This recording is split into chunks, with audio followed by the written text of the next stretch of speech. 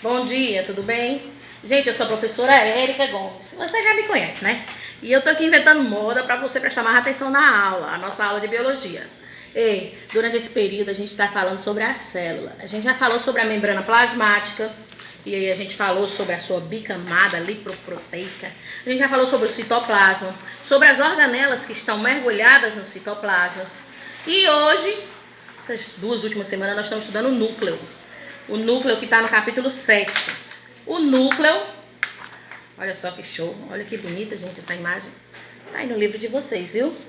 O núcleo ele foi descoberto por Robert Brown em 1833. Ele tem um formato esférico ou ovoide. Tá vendo aqui? Olha o núcleo. Ele está presente na maioria das células eucarióticas. Ah, quer dizer que só tem um núcleo, cada célula eucariótica? Não, o paramécio, por exemplo. O paramécio é um protozoário que possui 2 núcleos. Um macronúcleo e um micronúcleo. As nossas células, as células musculares. As nossas células musculares, elas são polinucleadas, elas têm vários núcleos. E isso acontece na fusão entre várias células e aí que formou as células musculares. Ah, Eric, tem célula que não tem núcleo? Tem células anucleadas. O maior exemplo, mais usado em vestibulares, são os nossos glóbulos vermelhos, as hemácias do sangue, tá certo? Elas, no começo, elas tinham núcleo, aí elas foram se especializando. Aí com a especialização, as hemácias foram perdendo núcleo. Ah, eu tenho que saber as principais funções do núcleo. Eu queria que você lembrasse pelo menos de três principais funções do núcleo, que é abrigar o material genético, controlar o metabolismo e fazer a fabricação e a síntese de ácidos nucleicos. O núcleo, gente, quando ele não está sofrendo divisão celular, que divisão celular é o nosso próximo assunto. Quando ele não está sofrendo a divisão celular, ele é a maior organela que existe dentro da célula. Isso quando ele não está sofrendo interfase.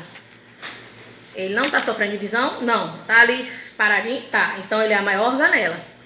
O núcleo ele é dividido em 4 principais partes. Quais são elas? Carioteca, que corresponde ao envelope nuclear. Nucleoplasma, que é como se fosse o citoplasma do núcleo, a solução aquosa, que chama de cariolinfa. Cromatina. Cromatina é o DNA mais proteínas.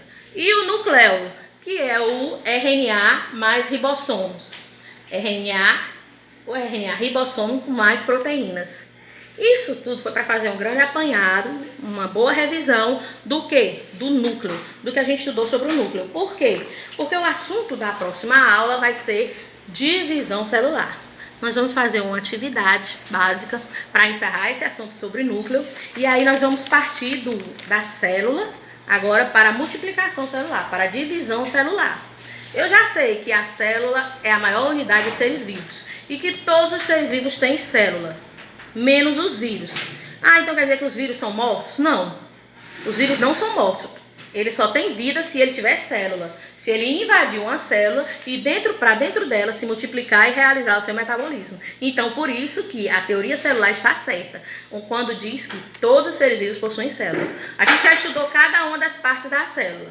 A membrana, o citoplasma, as organelas que estão mergulhadas no citoplasma e o núcleo, com suas particularidades, com as suas partes e com a sua importância.